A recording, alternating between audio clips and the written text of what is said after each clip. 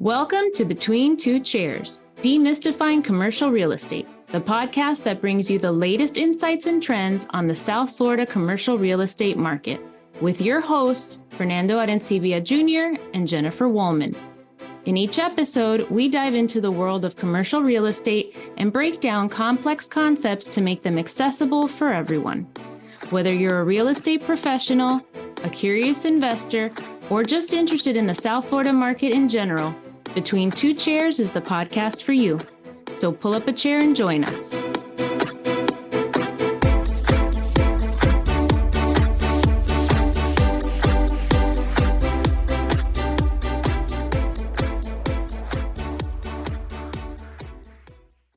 Welcome, everybody, to another episode of Between Two Chairs. We have a very dynamic and amazing guest, and I can't wait to get into it. But once again, my name is Fernando Arencibia, and with me, as always, is the infinitely curious Jennifer Woolman. Jennifer, say hello. Hello. So let me just tell you, we have with us today one of the most amazing human beings in commercial real estate in South Florida. And I'll say that first because I have a very long bio that, even though we've shortened it, is incredibly impressive. But what's most impressive is this is a real human being. This is a person that he knows how to take care of people. He's always available. It really is an honor to know you, Tony. I want to introduce Antonio Tony Puente. He is a broker associate and senior advisor at Fairchild Partners. He's been there since 2006, over 35 years of real estate experience after spending his first 8 years as vice president of CRE. He has represented both landlords and commercial tenants in the leasing, sales, and acquisition and the disposition of both office, industrial, retail properties in over 1,800 transactions. So That's there's impressive. a lot of experience here. In 2015, Tony was inducted into the Miami-Dade College Alumni Hall of Fame for outstanding contributions in the field of real estate, which he continues to do. Past member of FIU's Real Estate Alumni Affinity Council. He's been a frequent guest speaker for every major organization in South Florida. Tony holds a BA in finance from Florida International University, and he's a graduate of Belen Jesuit Preparatory High School in Miami. His clients are well-known institutional entrepreneurial owners of South Florida office industrial properties, including the very specific asset class which we're going to discuss today, studios. He has tenant reps, Spanish Broadcasting, Mega TV, Somos TV, and he currently has a 70,000 square foot TV radio broadcasting facility for sale in the Airport West area of Miami, which we can't wait to delve into. Tony, say hello. Hello, everybody. Beautiful, beautiful Thursday morning in sunny Miami, Florida. That's right. How are you guys doing? Excellent. Excellent. Great. That was that's the very formal background. You want to tell us a little bit about growing up in Miami? I give a lot of my success and a lot of kind of rationale to where I'm at in my life now, really to being, born and raised in Miami and really seeing this area in this city develop from what it was, when I was in high school, which I went to a local high school, as was mentioned, Belen, went to a local college, FIU, and really got my real estate license at a very young age of 19. Did a couple years of residential and then immediately dove into the commercial world. Received a tremendous opportunity from a national developer out of New York that had a pretty big presence in Miami, Tishman Speyer Properties. And you kind of got in the door on the research level, interacted with their brokers, and really my career, took off from then.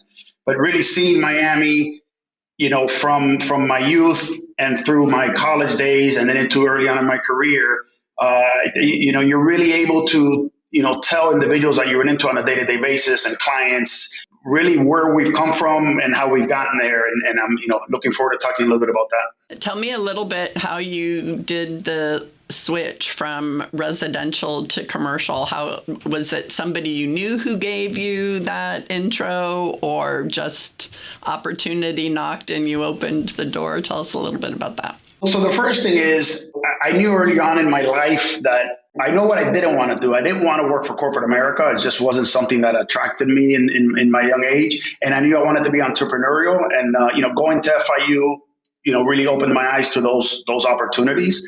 And when you have that mindset, there's certain, you have to either be in a sales position, you can go sell cars, you can be a mortgage broker, you can be an insurance agent, or you can be a real estate broker and so forth. So I did have a family member in the real estate industry, and I was exposed to it a little bit at a young age.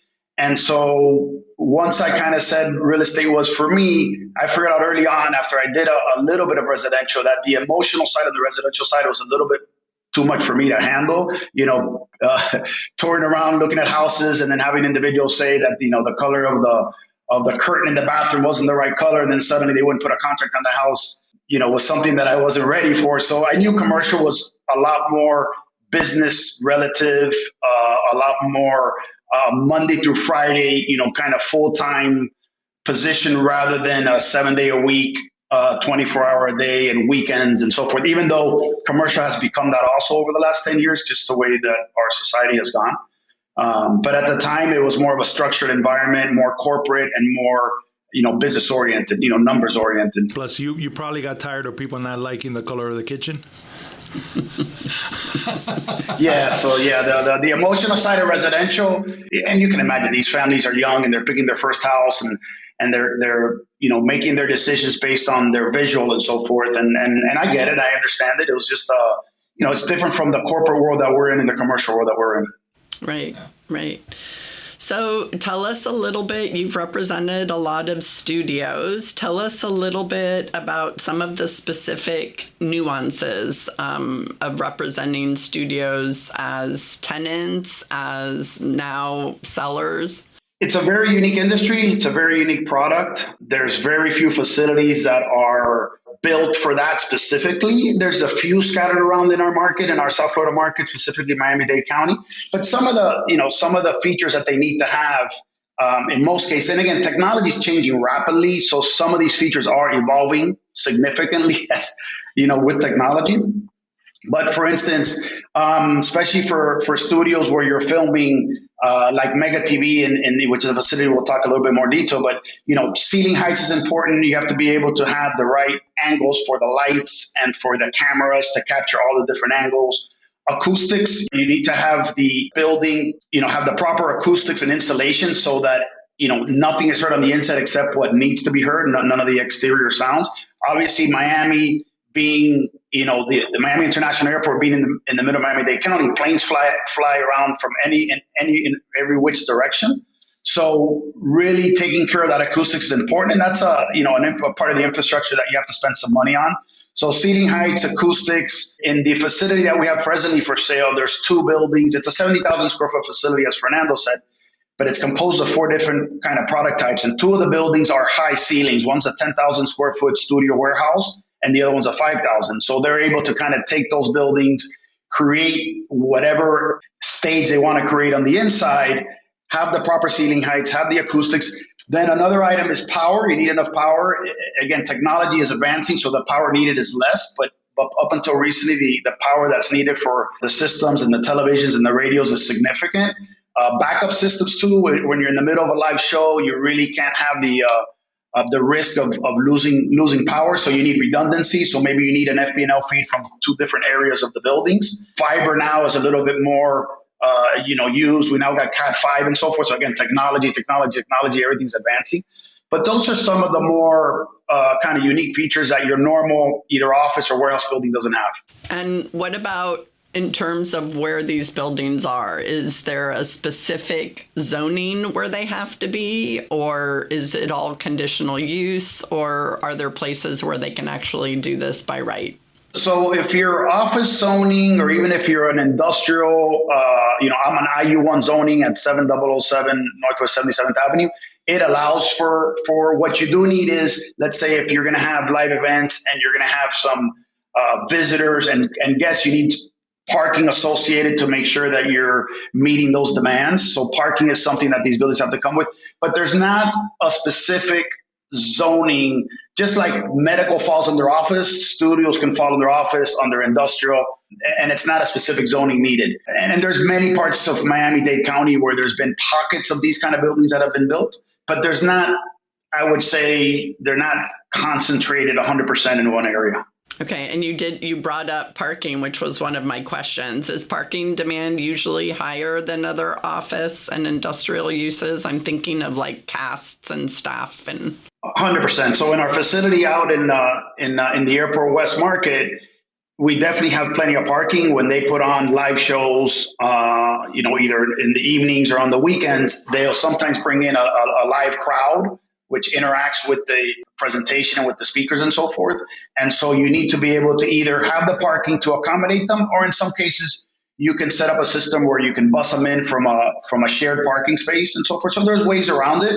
But definitely it's something that you need to pay attention when you're opening up one of these facilities. I wonder about the players, because when you're marketing a property, you're always looking at who your audience is. But this feels like there's a small group of players, for this kind of product, or are you seeing more new entities joining in the demand for studios and for this type of product? Right. So listen, Miami has historically, a lot of the bigger players that are here, like Telemundo and Univision and Spanish Broadcasting System, and obviously all our TV stations like, Channel 7 and CBS and ABC and so forth. And they're scattered throughout South Florida. The state of Florida, and I think Jennifer discussed it earlier, stopped incentivizing the production and movie production group out of California. I think that's kickstarting again a little bit right now from what I hear. I'm not sure that's more of a political issue than anything else. But at a time it was growing, I'd say it's been a little more stale the last few years in terms of the specifics of the amount of new groups out of California that have come here to film and so forth. It really, especially, I'm talking about facilities that are just indoor and everything's done within a controlled environment. But some of these movies, they need to take over areas of our city. So there's got to be a lot of cooperation between the municipalities, the private groups, the industries, the users, the businesses. And so it's a big event that takes place, when you're doing out movies that entail the outside of the city. And when you're following up that logic, how important is location and accessibility and proximity to, major centers of transportation, accessibility or closeness to the airport, things of that nature? Does that play a role in the value of the property? Absolutely. And the value of property, any type of property can be, to a major highway with easy on-off ramps, easy accessibility, signage visibility. If you have, the Palmetto Expressway, there may be up to 300,000 cars passing daily, to be able to let everybody know that you're there, that you're, feel your presence, and also to locate you. In a lot of these studios and so forth, there's a lot of first-time visitors. So, it's easy for somebody, if it's not easily visible with a large sign, it could take somebody a while to find exactly where you're at and so forth. So yes, location is important. Access to the right demographics is important. Accessibility to the property is important.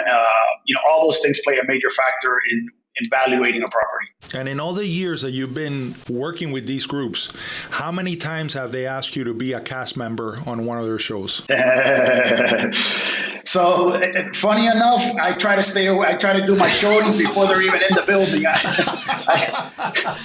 If you call me for a showing at 7:07, I'm going to tell you I prefer to do it at 11 in the morning, because they get really busy after 3 p.m. in the afternoon, and then we can't really access, because at that point they need their privacy and their quietness and their green rooms and their makeup rooms and DJ booths and so forth. 7007 is Northwest 77th Avenue. That is such a great number, by the way. That is such a great address. I love that address. I love that too. Yeah, definitely very, very catchy. It's a 5.4 acre site composed of two land parcels, two folios. On one of the folios, about 3.5 acres, sits the approximately 68 to 70,000 square foot, 100% air conditioning building that really is composed of 4 different buildings. There's a 2-story, relatively new impact windows, new roof office building, typical office with, proper floor plates and proper lighting and so forth.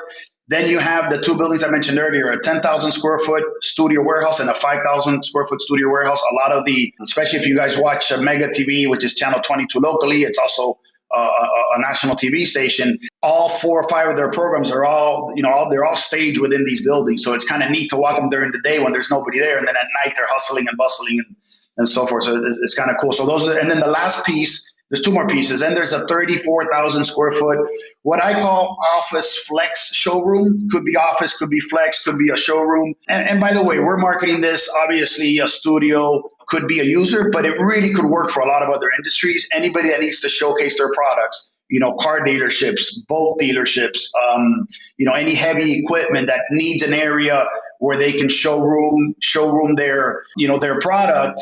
It's just a great area. And like you said, Fernando, with the visibility and signage off the Palmetto, for a lot of these companies to be able, and there's such a lack of available opportunities in the Miami market, up and down the Palmetto or up and down some of the major highways, that, it really takes somebody to understand the value of, 300,000 cars, passing every day and seeing your signs and seeing, the kind of operation that you are, and so forth. So, and then the last piece of it is about 75,000 square feet of the land is still developable.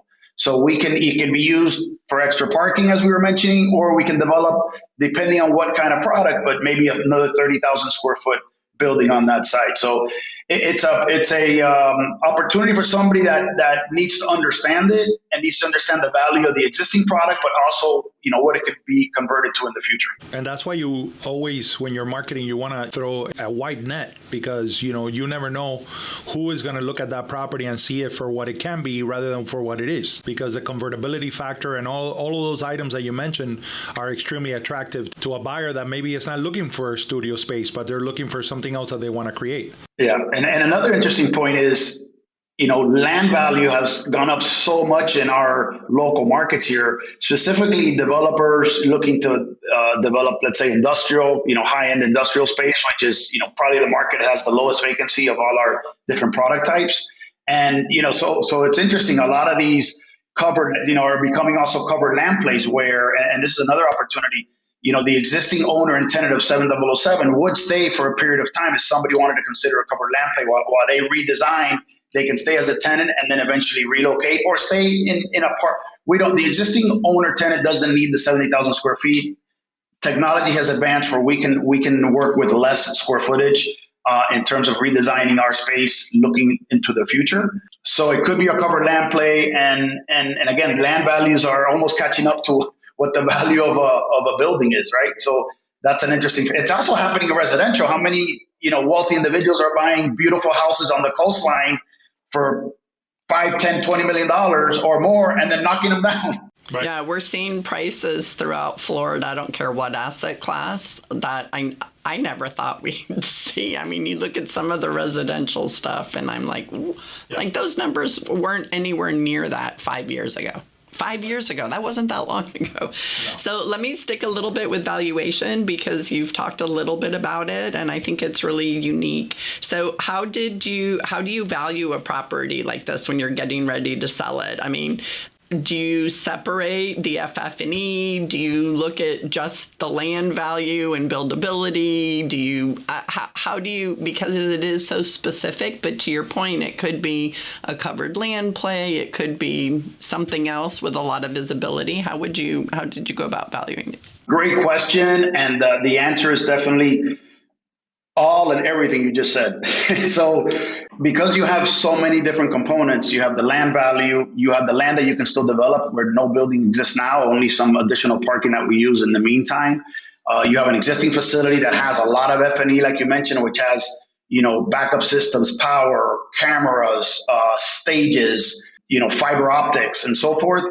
We've really had to look at it from every different angle. Obviously, the entity that can value the existing facility and the existing FME the most is the entity or the group that will pay the most for it. So that's our targeted market right now.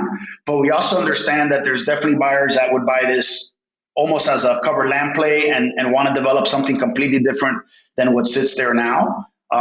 There's still a lot of FAR left. And you also have groups that maybe will say they can use the existing building, but then only develop the land and so forth. So the valuations the range is significant, and it really depends on the particular user, what his real need is, and how he can best value and implement the existing facility to kind of fit into what he's trying to do or that group is trying to do and so forth. So it is a hard, I guarantee if we ask 3 appraisals to appraise it, we'll probably get a fairly big range and we'll get 3 different answers. And I don't think any of them are wrong.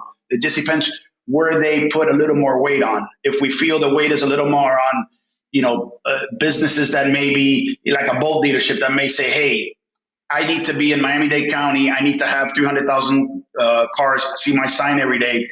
What are my options? not many, right? And I want to own, right? And I want to own in Miami, and I know the future of Miami is positive. Then, in that 5 acre, in that 3 to 10 acre range, there's maybe 2 opportunities.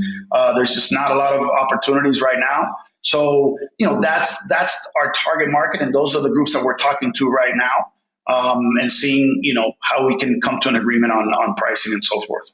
I think you brought up a really good point and something that Fernando's going through now. And I think we're going to have to make this another podcast episode, but is how you appraise these special, unique properties where it's not like housing or office where everything's kind of bulked together and more or less the same. They're so unique that chances are there might be other studios in the area, but not exactly like this one. So thank you for bringing that up. That was a really good point. Yeah, I mean, that, it makes it a challenging project, but it also makes it exciting for us because, we got to be on our toes for this one, and we have to understand the different ways to look at it. And we're talking to everybody. We're talking to all the brokers. We're talking to other clients, and, the right buyer will come our way, and we need to listen to them too, right? It can't be a one-sided conversation because it's, as we've been saying, this property has a lot of moving parts and a lot of upside to it. Have people been approaching you with the Live Local? I was just going to mention, so we all know Live Local is kind of a newer trend in our market after the state, kind of announced the state laws and so forth. There has been a couple groups that have looked at us. I mean, we are a very industrial area where this building is present location, and it hasn't gone much farther in some initial conversations. It doesn't mean that they won't resurrect here in the near future, but probably from a pure housing, it's an area that you have housing too much in the area where you can tie it into some other market amenities and so forth. So yes, we've had a couple approach us. It's kind of just been initial conversations. Because I think that's interesting you say that about it being an industrial area. I remember when I moved here 30-something years ago, Doral was almost all industrial with tiny little pockets close to the turnpike maybe that had some residential. And now look at it today. I mean, it's one of the fastest growing cities in Miami, and there's not as much industrial. So Absolutely. In addition to the Live Local, we also fall in an opportunity zone, which that's a whole other podcast you can have, the state of Florida or the federal opportunity zone and so forth. So that whole area from 74th Street down all the way to 36th Street and farther down in some cases, yes, 10, 20 years from now, Jennifer, what is that going to look like? I mean, who knows? It's we have a lack of land in Miami-Dade County, and residential is our biggest need. And we just have a lack of housing, especially, affordable and workforce housing and middle income housing. Who knows what areas will catch on. So, Tony, if I may shift gears a little bit, I want to talk a bit about your approach and the approach of Fairchild Partners, because I've always had such a positive interaction with everybody there, Jose, Sebastian, Maria, Jonathan Lay, yourself. Tell us a little bit about that culture. And the reason why I'm asking you this question is because, we have a lot of young people that want to enter the commercial real estate sector. And so I'm wondering if you have thoughts as to how people can transition into commercial and how they can grow, their business from that angle. Sure. I mean, excellent. And I appreciate those nice comments about Fairchild. I mean, we've really built a culture here that's about always staying positive. Our clients are our friends are our clients, our brokers are our friends, and so on and so forth. And that's really the mentality that we all have here.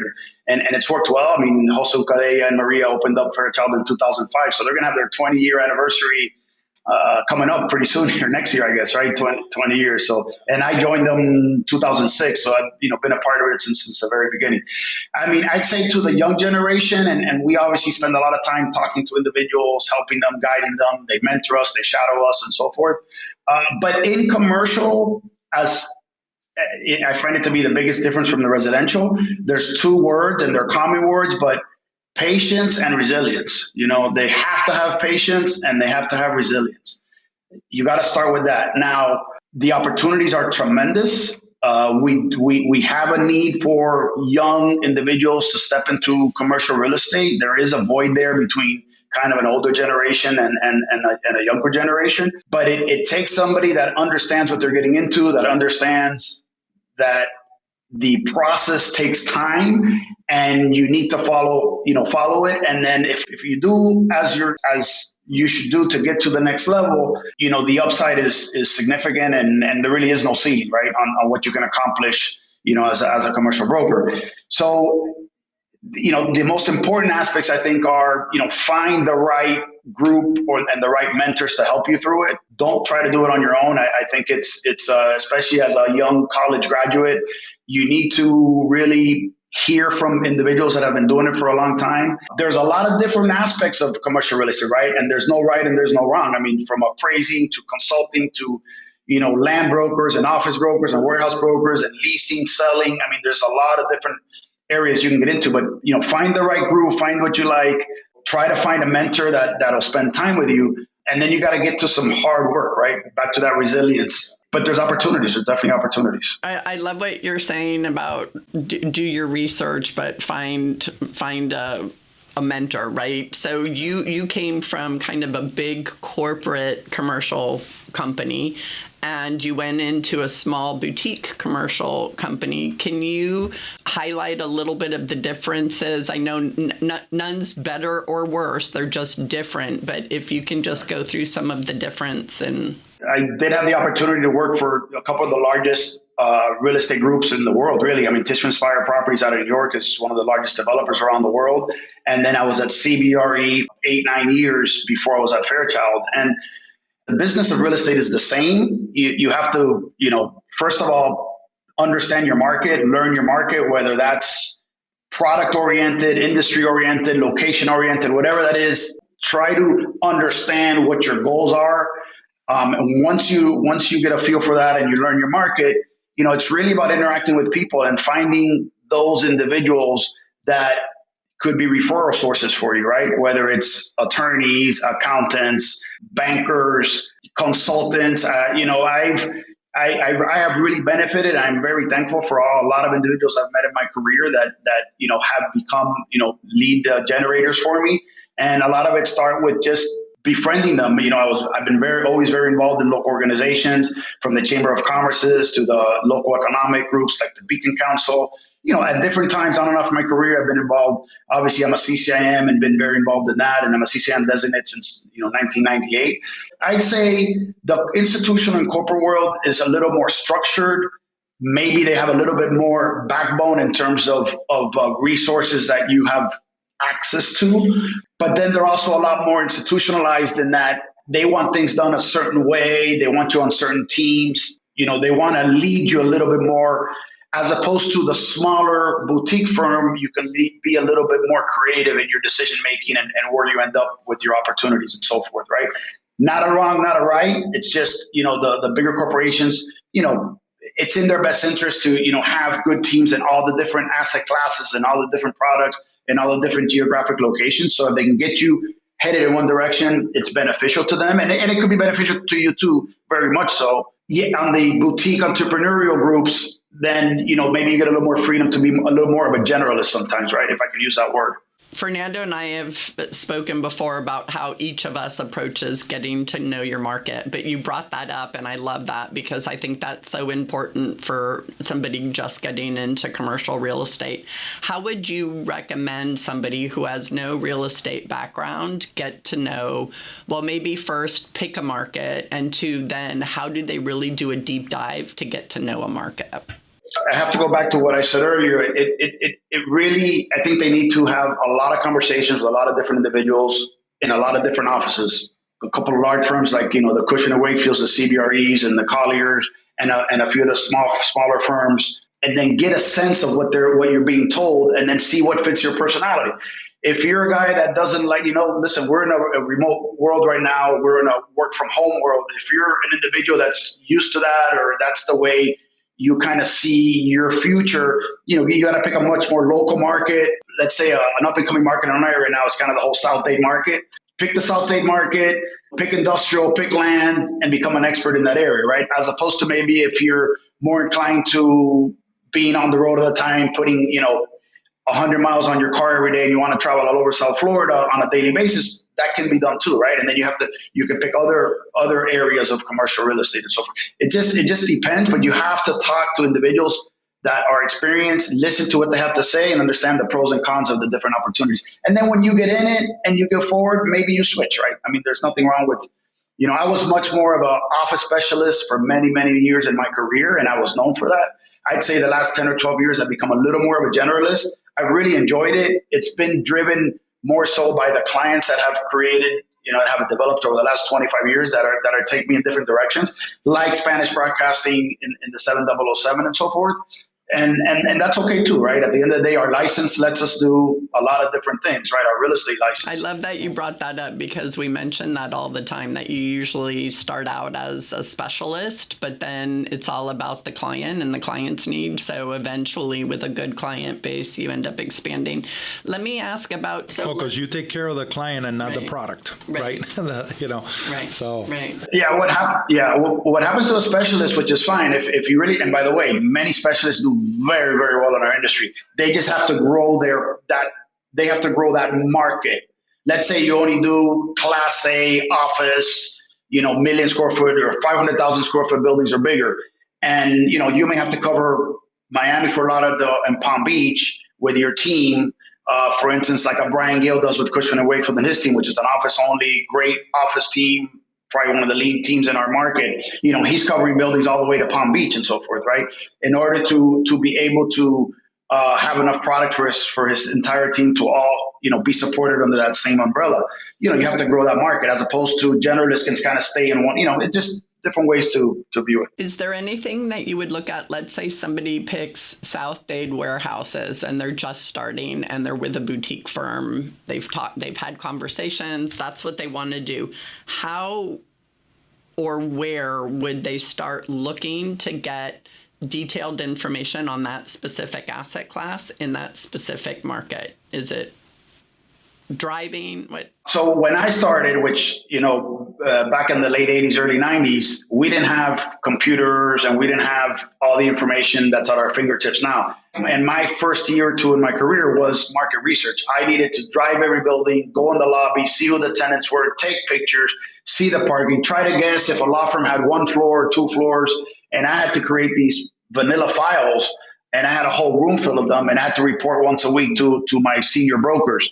And I still believe in that. I still believe you have to feel and touch your product and drive your markets. But the younger generation has the benefit that you can spend time, at your desk on a computer with all the different ways and that we have access to information, from the Miami Realtors to RPM to CoStar to Crexi to MLS. So many ways that we can access information, and you can learn the basics of, there's so much public information, but from ownership to mortgages to land sizes to buildings, so when they were built and so forth. But that cannot be a complete replacement for getting in your car and going and walking it, right? Because there's nothing like walking a property. There's just, it's just like an appraisal. When I see an appraisal, if I ask an appraisal, did you go to the property? And I've had answers more in the residential than the commercial, right? But, when they say no, I always shake my head, because how can you appraise a property that you don't know what the neighbor looks like? You don't know, we can all Google walk, but it's just not the same. Not the same. You don't get the feel. We always talk about the importance of boots on the ground. It's super easy to get a little bit lazy because, to your point, data's everywhere. But you can have one thing and you don't, it might paint a picture in your head when you're Googling everything, but when you get boots on the ground, you get a feel for the property in the area. Yeah. Thank you so much for that. I think anybody who's thinking of getting in commercial is going to get just a ton of use out of that. And I do want to thank you and everybody at Fairchild for having been so generous with your time over decades of association work and volunteering in different positions. Every single one of the individuals that Fernando mentioned has been involved with the associations or SIOR or CCIM and giving back to their profession. So I want to thank you very much for that, Tony. I think it's clear that both from a business perspective and from a collaborative perspective, that the approach is always about relationships and deepening relationships and getting to a point where, you're working by referral, and it it just makes the experience that much better when you're speaking to a fellow professional that is trying to collaborate and is trying to make things go. I wanted to ask you, we are in a very special market. I think for the last 3 years, every news nationally that has been shared about commercial real estate, whether it's in the office market or industrial, multifamily, etc., we've always had to put a caveat about Miami, saying that Miami is insulated from a lot of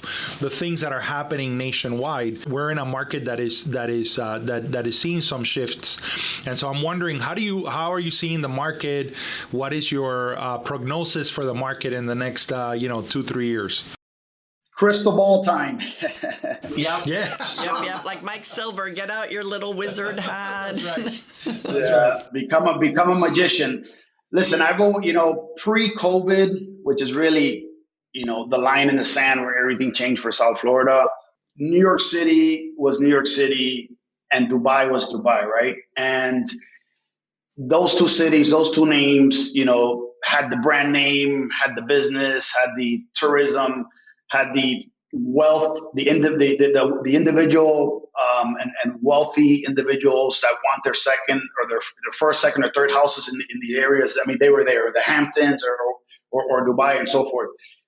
Since COVID, Miami, which has always had a significant brand name internationally, has just maybe surpassed both those names. So for me to sit here and say that Miami is a bigger brand name than Dubai or New York City, the Big Apple, is unheard of, right? But I really believe it now. So because of that, the snowball is going down the hill, and it's just growing and growing and growing. And I don't see anything stopping the momentum of Miami and South Florida in terms of growth, population growth, business growth, and relocation of individuals that have kind of, found our little paradise here, and Florida in general too. But I'm, being from Miami, I think Miami's the lead in terms of branding. Now, that said, we had a tremendous rise in appreciation in prices for commercial real estate in pretty much every category up and through last year. I think last year and last year, including leasing rates,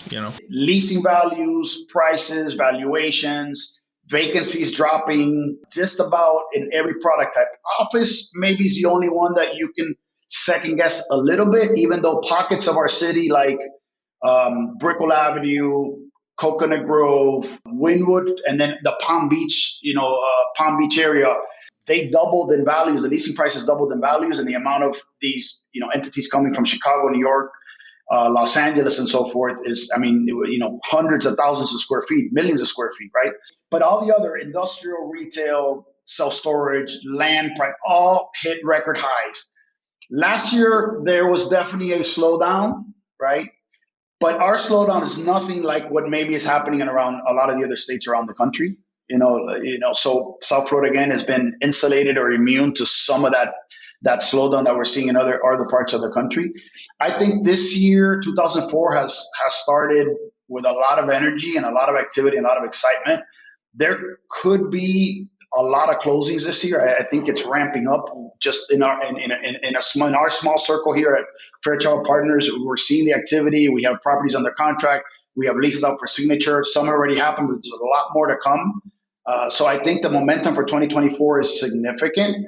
How long can it last? I don't know. There's, if you look at world issues, if you look at our, it is an election year, and there's two opposite polar candidates that are competing to be the next president of the United States. You couldn't have more opposites than I've ever, seen or heard of.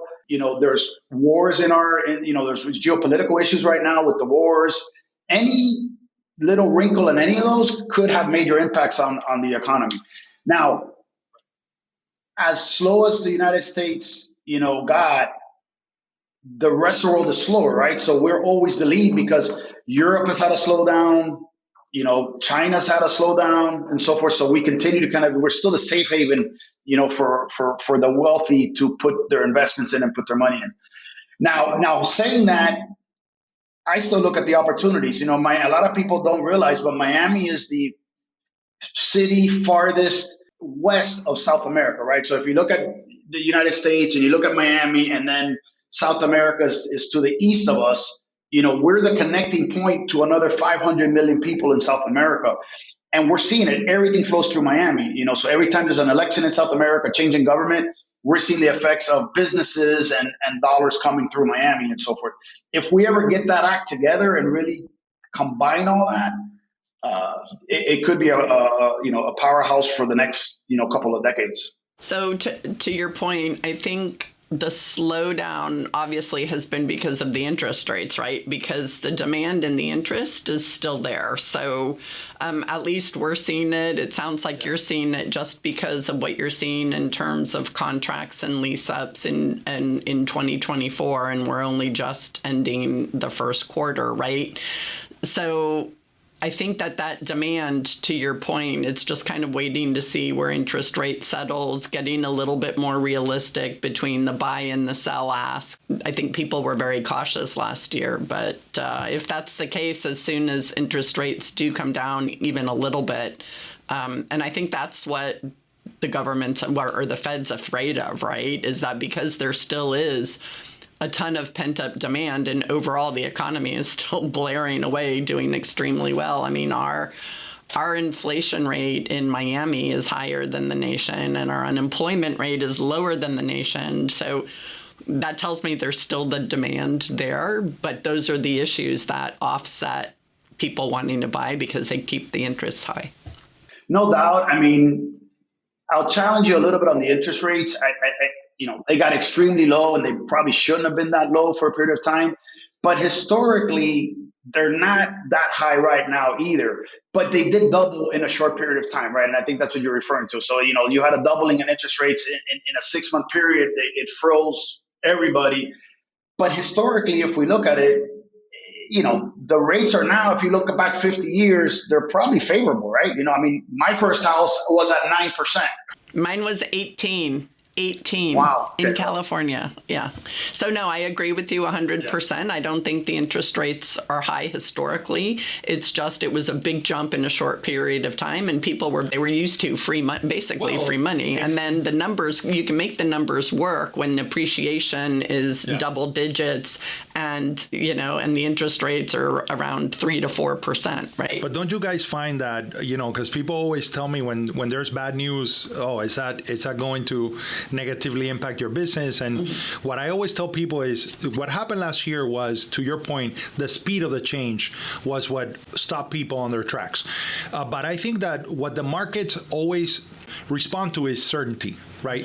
So whether the rates are higher than they were, once they understand, okay, this is the paradigm under which we are going to function, they're ready. Right. They're ready to engage, right? What stops markets is the level of uncertainty. When the change is too fast, when they don't really know whether everything is going to fall. But once the market understands, good or bad, this is the way things are, and there are certain aspects that I can gravitate to say these are my certainties, these are the facts that I'm starting with, then they're able to act. And that's why I think that's why, regardless of the rate, we're seeing such activity. I agree with you 100%. It's definitely, you have to get used to the new environments that we're in. Every market's going to have activities, a little more, a little less, but it's what people don't like and what businesses don't like is the unexpected, right? If you're making a decision, but you really don't know what the next 6 months hold, and an election year causes that, right? Because again, it's two polar opposite individuals or political sides that are trying for the same goal. So when you have that creates cautiousness and slowdown. But when you can look out a little bit of time and okay, this is the world I'm in, then people will make decisions. Well, Tony said he agreed with me, so I think that's a perfect time to end this. But Tony, I just out of curiosity, just because, what is the most unique that you've represented? So this one's definitely up there. The use, the name, it's Spanish media, but I gotta say that I had a very fun time in my career from 2008 to 2011, which was a little bit of a slowdown market, if you know those years, where I was under Fairchild umbrella. I was the leasing agent at probably one of the most unique buildings in downtown Miami. And we also had the chance to rename it, and we renamed it Miami Tower. It was SunTrust at one point. It had 3 or 4 different names before. So that building, architect Pi was the initial designer. it's that wedding cake design where it's a little wider in the bottom and then shrinks up. You talk about learning your product. That one took me like months to because every floor is different, every view is different. Right. And then we got to rebrand that and rename it. So, that was a very fun project too, but different. This one definitely is unique, but we're having a real good time with it. We're interacting with so many quality people and brokers around the country, really, right? Which makes it neat. And before we leave, I also want to congratulate you guys. Number one on your partnership that you created, I guess a couple of years ago now, and also all the great things you're doing in the commercial world. And then this podcast really is much needed, and I think you're bringing on some great guests. And look, quality information is important out there. There's a lot of non-quality information out there that's in front of us, and I know you guys do a good job of trying to bring out the issues in our market and the truth about them and so forth. So I commend you for that. Thank you, buddy. Thank you so much. We always end the podcast with a little special stat that we come across. So Jennifer, you have your stat? Sure. So mine is regarding EUE Screen Gems, since we're talking about studios. In 2015, they launched their Miami studios in partnership with Viacom, and they have two 88,000 square foot state-of-the-art stages. And it was a public-private partnership, which is why I think that should be one of our topics for an episode. And it was built by the Miami Omni Community Redevelopment Agency, another group we need to get on here. So my stat is about the TV production business in the U.S. There's almost 11,000 of those businesses as of 2023. They have grown by almost 5% over the last 5 years. Florida is the third highest state in the U.S. behind California and New York, respectively, with number of TV production businesses. So awesome. There you go. Keep those jobs coming. Yeah. Excellent. Well, listen, go Miami. Go Miami. Tony, I do want to say you've always been an ally and a friend, and I consider you a brother, and I so appreciate your time here. I did want to say that if there was ever a Tony Puente show, maybe I need to speak to Spanish Broadcasting, I would be a fan. I would watch it every day. I'd want to be live in the audience. Exactly. I appreciate that, and I promise if we do that, you'll be my first call. I love it. Thank you, brother. Thanks so much. Thank you, everybody. Thank you so much. Enjoy your day. Of course. Too. Thank you, everybody, for joining us. We look forward to the next one, and I hope you enjoyed this wonderful experience. Bye.